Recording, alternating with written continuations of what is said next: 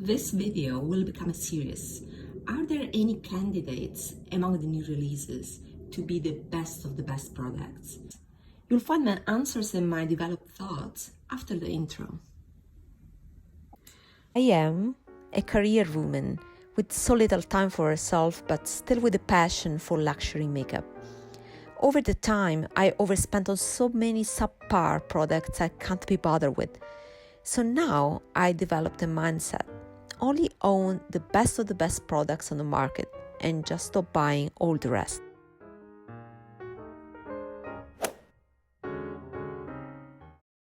Talking about new releases is the perfect way to explain the mindset by examples. So the first one I would like to talk about is the Charlotte Tilbury new cream bronzer, and is called Beautiful Skin Sun-Kissed Glow Bronzer. So I am seeing that the fair shade is out of stock on the Charlotte Tilbury site and also on Cult Beauty. So it seems that fair is the most popular color because all the other ones are in stock. So if I see the full ingredient list, I can see there is no coconut oil, and it's great news for me because I tend to be sensitive to coconut oil and I developed pimples and blemishes, so I prefer not to have it.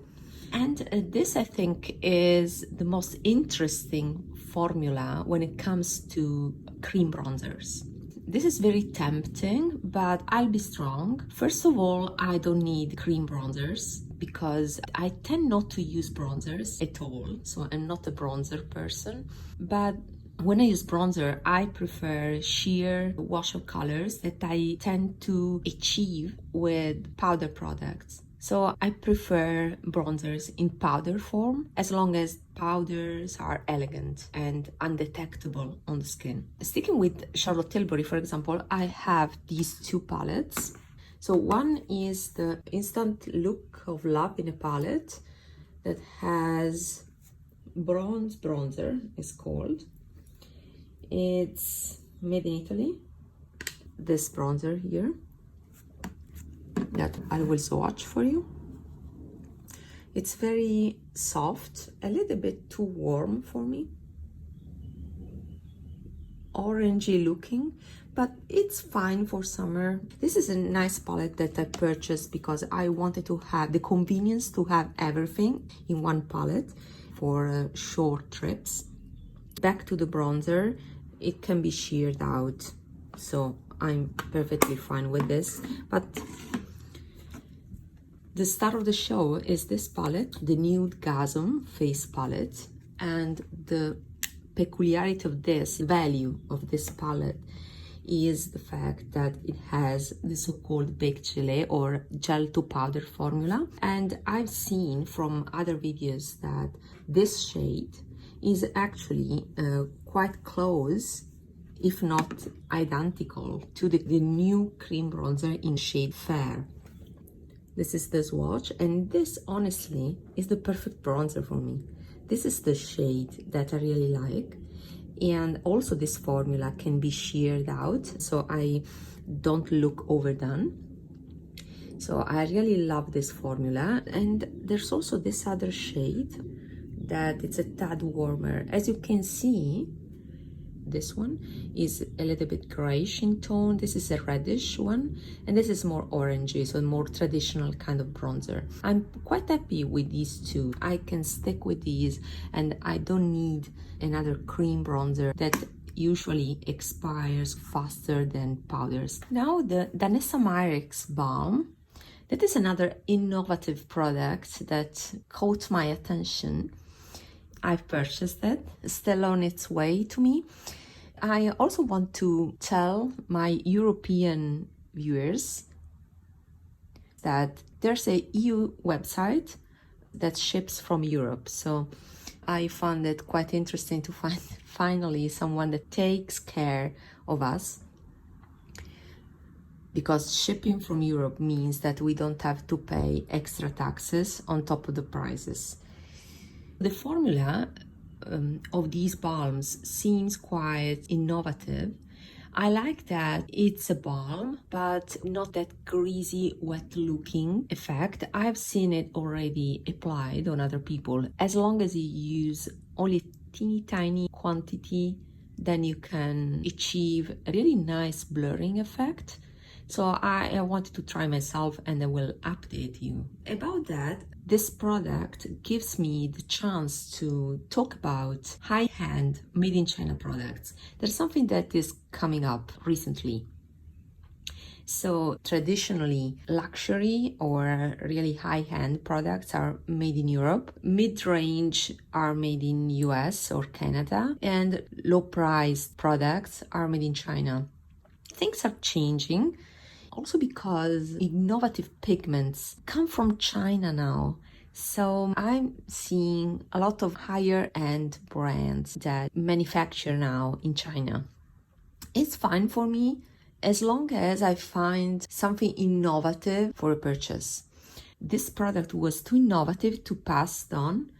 I have another balm that is the Seoul New York Sneaky Balm, but it's a totally different concept because the purpose of that balm is to be undetectable, skin-like, and it's a bit emollient. But it's unique in its way because it doesn't contain castor oil, but has not comedogenic oils. And I will make a comparison between Salt New York and DANESSA MYRICKS in a future video. Then the WESTMAN Atelier Vital Press Powder. This is another intriguing new product. I don't care for the skincare thing. What really made me curious was the fact that it's made in Japan, that is silicone-free and is blurring. So usually blurring powders are high in silicones because they have to fill in the pores. So having a powder that is silicone-free, it's intriguing. That's another product that I actually ordered. What I have in my stash that is actually the best of the best products, these are the best of the best, but they have a fault. So these are the Pat McGrath Skin Fetish Sublime Perfection Blurring Under Eye Powders. And I have in two shades, medium and deep. I will provide swatches. So this is the deep shade. I really love it because it's pressed, but not tightly pressed. You can see it's a little bit orange, in the same vein of the Charlotte Tilbury, but even more. Face powders, products that are meant to be all over face powders, tend to be too warm for me, while bronzers that are meant to be bronzers, especially for fair skin, usually have that red tone that is actually flattering on me. And then I also have the medium. And why I have the medium? Because actually the fault of these powders is that the color range is not good for me.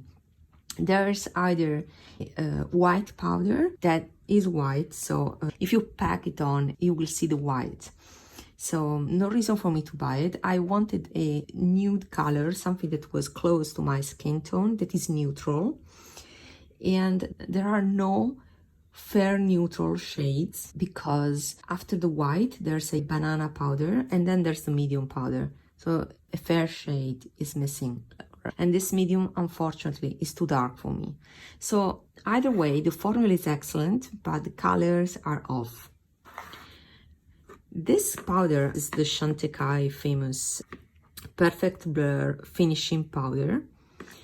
The problem of this is not only the color that is peachy, but it's not really blurring on me.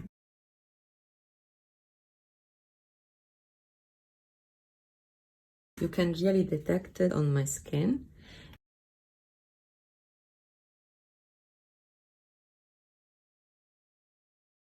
It can be a color correcting for my blue, purple under eyes when I have dark circles, but it's not really blurring on me.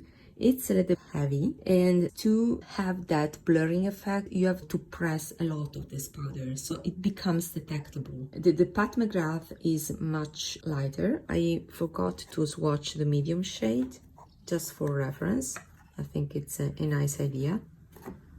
Let me swatch it here. You see, is even darker than the Chantecaille. So this is the Pat McGrath Deep Powder. This is the Pat McGrath Blurring Powder in medium. This is the Chantecaille Blur Powder in the lighter shade, because they come up with the darker shade too. This formula, you can see already from the swatch, is thin and it's also blurring. So it's an amazing formula, but the colors are off for me.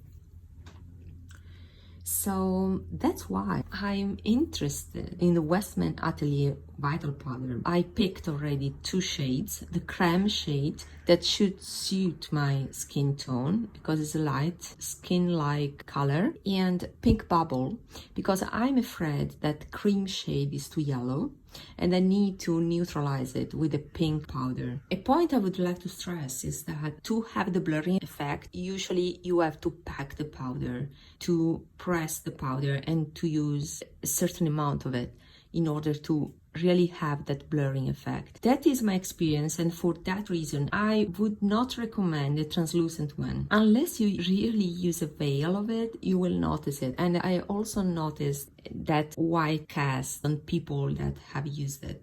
So yeah, I would skip that one and go instead for a skin tone color. Then the Pat McGrath new blushes. So Pat has released blush duos. It seems there are new shades, and a couple of them are really intriguing, but there are some disadvantages. Okay, the price is a little bit steep. I will wait for a sale to buy a duo, but I'm experiencing blush fatigue. I purchased recently so many blushes. So my point is this one. I have other formulas that I prefer over Pat McGrath one. And the reason is also the way I apply the blushes. Pat McGrath blushes tend to be pigmented.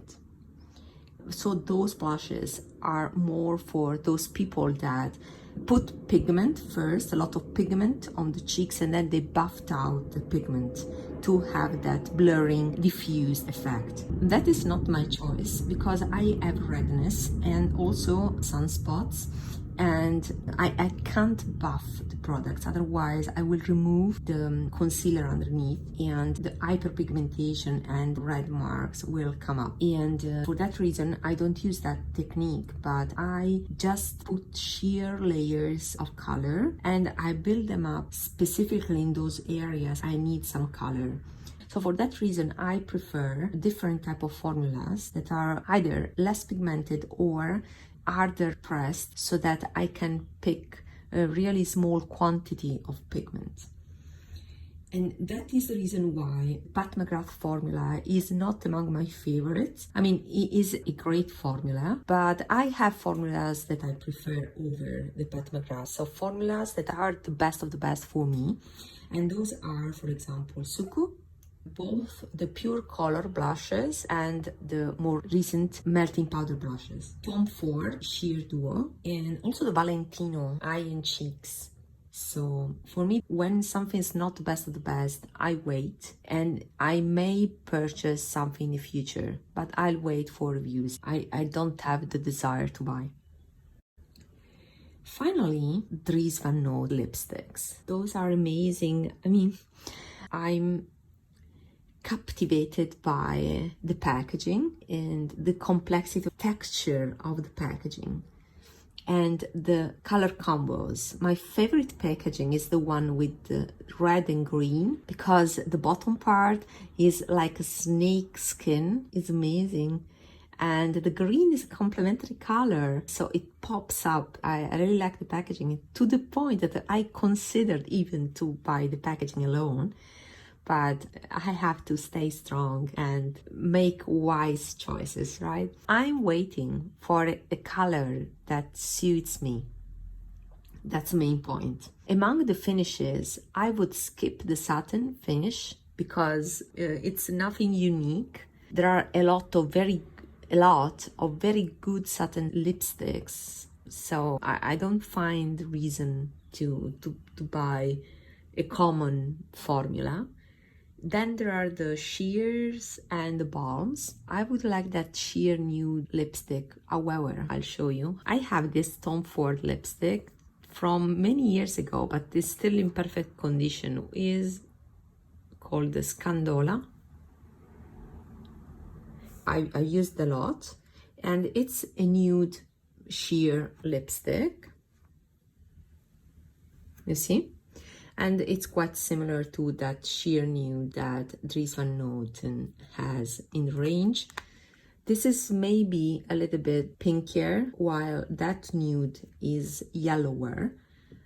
But nonetheless, I can't justify the purchase when I have this expensive lipstick to finish. I will finish this because honestly, this is not really something that you will notice on the lips. It's more a colored balm, and there's no reason to have another one when I haven't finished this one. Instead, what is intriguing from that line and really is innovative and worth the splurge, so it's really a best of the best candidate, is the matte formula. And the reason is that the matte formula seems to be velvety but comfortable, very pigmented. The problem is the color range. So it's a BoB candidate for sure, but not for me because there are no colors yet that suit me. I'm a nude lipstick lover, and all the colors are shades of red. There's only one nude in the velvet line, tailored nude, but it's too plummy and dark and cool tone. I would look like a dead person, so it's not my color. My favorite and best of the best nude lipstick, the matte finish, is this one by Louboutin. Yeah, for me this is a tacky packaging, it's too much, but the color and the formula is my favorite. This is called Just Nothing. The shade is called Just Nothing. And yeah, it's my gosh, it seems very red, but it's not on the lips.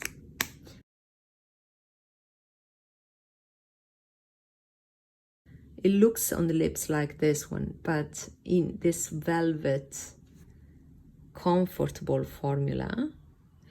I would describe this formula close to the Charlotte Tilbury matte formula, but with a tad more richness.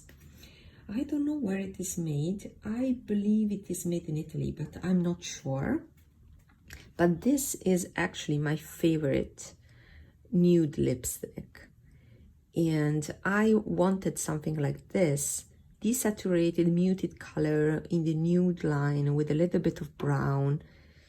Yeah, DRIES van Noten does not have currently mattes with these specific features, so I need to wait. But I have my eyes on those lipsticks for sure, so I will pick up a color as soon as something more in my comfort zone is released. So that's it for today. I hope that these developed thoughts have been useful as an example of application of the mindset to drive your purchases. I would recommend my previous video about Suku, where I give you an overview of the brand from a point of view of a person buying Suku for several years, actually more than 7 years. So see you in that video. Bye bye.